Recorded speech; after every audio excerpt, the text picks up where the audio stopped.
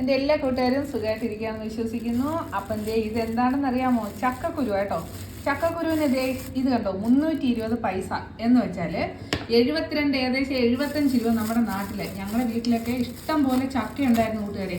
അന്ന് ഈ കിളികളൊക്കെ തിന്നിട്ട് ചക്കക്കുരു ഇഷ്ടം പോലെ പ്ലാവിൻ്റെ ചുവട്ടിൽ ഇങ്ങനെ കിടക്കുമായിരുന്നു. അന്നൊന്നും ഇതിന് ഇത്രയും വിലയില്ലായിരുന്നു കേട്ടോ.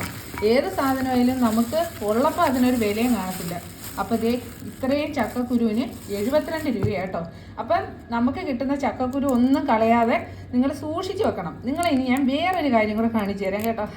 ഇതേ നമ്മുടെ ഈ ചക്കക്കുരു കണ്ടോ, ഇങ്ങനെ തൊലിച്ച് അതിൻ്റെ തൊലിയെല്ലാം കളഞ്ഞ് ഇങ്ങനെ എടുക്കുമ്പോഴേ ഇതേ ഇത് കണ്ടോ. ഇതേപോലെ ഇത് നമ്മുടെ ചക്കക്കുരു. ഇതേ വേറൊരു സാധനം കാണിച്ചു തരാം. ഇത് കണ്ടോ, നമ്മുടെ ബ്രസീൽ നട്ട്സ് ആട്ടോ, ബ്രസീൽ നട്ട്സ്. അപ്പോൾ ഈ ചക്കക്കുരും ബ്രസീൽ നട്ട്സും ഒരുപോലെ വല്ല വ്യത്യാസമുണ്ട്, ഒരുപോലെ ഇരിക്കുന്നില്ലേ?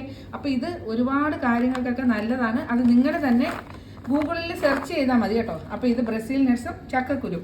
അപ്പോൾ പറഞ്ഞു വരുന്നത് എന്താണെന്ന് വെച്ചാൽ ഇന്ന് നമ്മൾ ചക്കക്കുരും തക്കാളിയും വെച്ചിട്ട് നല്ല അടിപൊളി ഒരു കറി ഉണ്ടാക്കാൻ പോവുകയാണ്. അതൊന്ന് കണ്ടാലോ? നമ്മുടെ ചക്കക്കുരുവിൻ്റെ മേളിലത്തെ തൊലിയെല്ലാം കളഞ്ഞത്. ഈ തൊലി നല്ല ഗുണമുള്ളതാണ് എന്നാണ് നമ്മൾ കേട്ടിട്ടുള്ളത്. അപ്പം ഞാൻ ഇതും കൂടെ വെച്ചാണ് ഇത് കറി വെക്കുന്നത് കേട്ടോ. ഇതൊരു 4ആയിട്ട് നമുക്ക് കീറാം. എന്നിട്ട് ഇങ്ങനെ വെച്ച് 4ആയിട്ട് അരിഞ്ഞെടുക്കാം. അപ്പോൾ ഇതേ നമ്മുടെ ചക്കക്കുരു എല്ലാം അരിഞ്ഞെടുത്ത് വന്നിട്ടുണ്ട്. ഇതിന് നമുക്കൊരു പാത്രത്തിലേക്ക് ഇട്ടിട്ട് ഇത് വേവാനായിട്ടുള്ള വെള്ളം ഒഴിച്ചു കൊടുക്കേ. അതിനുശേഷം കുറച്ച് മഞ്ഞൾപ്പൊടി, ഞാനൊരു 1/4 ടീസ്പൂൺ മഞ്ഞൾപ്പൊടി ഇടുന്നുണ്ട്. അതേപോലെ തന്നെ കുറച്ച് മുളക് പൊടിയും കൂടി ഇടാൻ പറ്റും. എരിവിൻ്റെ അനുസരിച്ച് നിങ്ങൾ ഇട്ടാൽ മതി കേട്ടോ. ഇവിടെ എനിക്ക് എരി കുറവായതുകൊണ്ട് ഞാനൊരു അര ഇടുന്നില്ല, 1/4 മുകളിൽ ഇട്ടിട്ടുണ്ട്. എന്നിട്ട് ഇത് നമുക്കിനി അടുപ്പിൽ വെച്ചൊന്ന് വേവിക്കാം. അതൊന്ന് വെന്ത് വരുമ്പോഴത്തേക്കും ഉപ്പിട്ട് കൊടുത്താൽ മതി. ഇതിനി ഒന്ന് അടച്ചു വെക്കാം. അപ്പോൾ ഒന്ന് തിളച്ച് വരട്ടെ.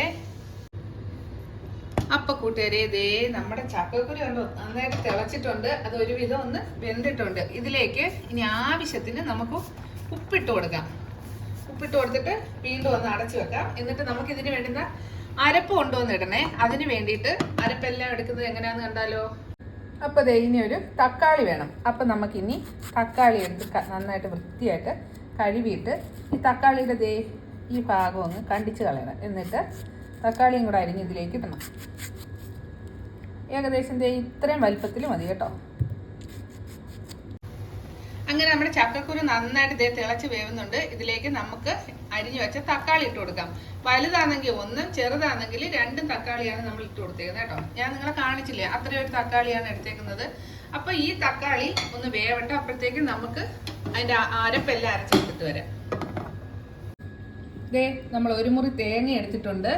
ഇനി 2 പച്ചമുളക് ഇതിലേക്ക് നമുക്ക് ഇട്ട് കൊടുക്കാം. നിങ്ങൾക്ക് എരിവ് എത്ര വേണോ അതനുസരിച്ച് മുളക് ഇട്ട് കൊടുക്കണേ. പിന്നെ നമ്മൾ ഈ വെള്ളമൊക്കെ തിളപ്പിക്കുന്ന ജീരകം ഉണ്ടല്ലോ, അതൊരു 1/2 ടീസ്പൂണോളം ഇട്ട് കൊടുക്കാം. പിന്നെ ഒരു 4 വെളുത്തുള്ളിയും കൂടെ എടുത്തിട്ടുണ്ടേ. അപ്പോൾ അതും കൂടെ നമുക്കിതിലേക്ക് ഇട്ട് കൊടുക്കാം. ഇനി ഇതിലേക്ക് കുറച്ച് വെള്ളം നമുക്ക് ഒഴിച്ചു കൊടുത്തിട്ട് ഇതൊന്ന് അരച്ചെടുത്തിട്ട് വരാം.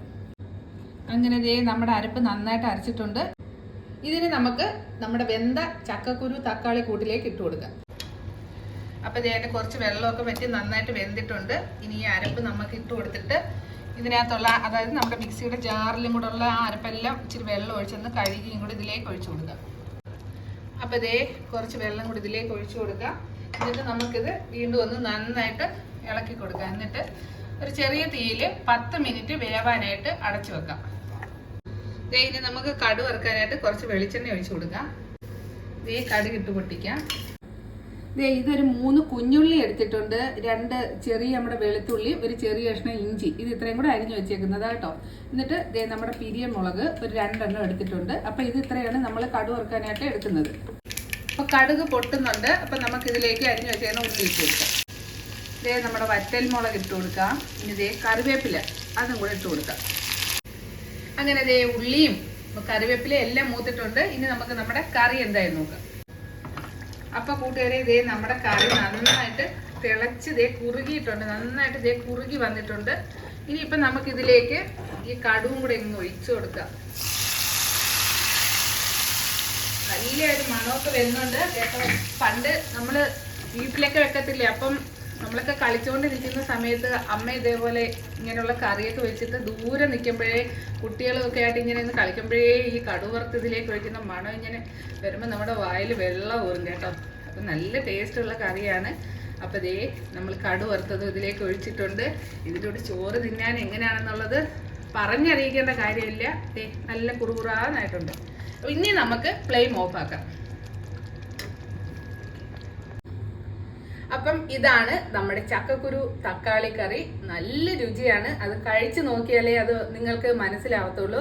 ഈ ചക്കക്കുരു വിഴുക്ക് വരട്ടുന്നത് എനിക്ക് ഭയങ്കര ഇഷ്ടം. പക്ഷേ ഈ കറിയുടെ കാര്യം ഓർത്തപ്പോൾ അറിയാതെ നാവിൽ വെള്ളം ഊറി.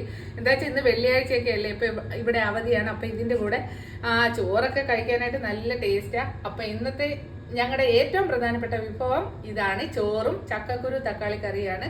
അപ്പോൾ ഇതെല്ലാ കൂട്ടുകാരും ഒന്ന് ഉണ്ടാക്കി നോക്കണം. പുതിയൊരു വിഭവമായിട്ട് വീണ്ടും കാണുന്നത് വരേക്കും ടാറ്റാ, ടേക്ക് കെയർ.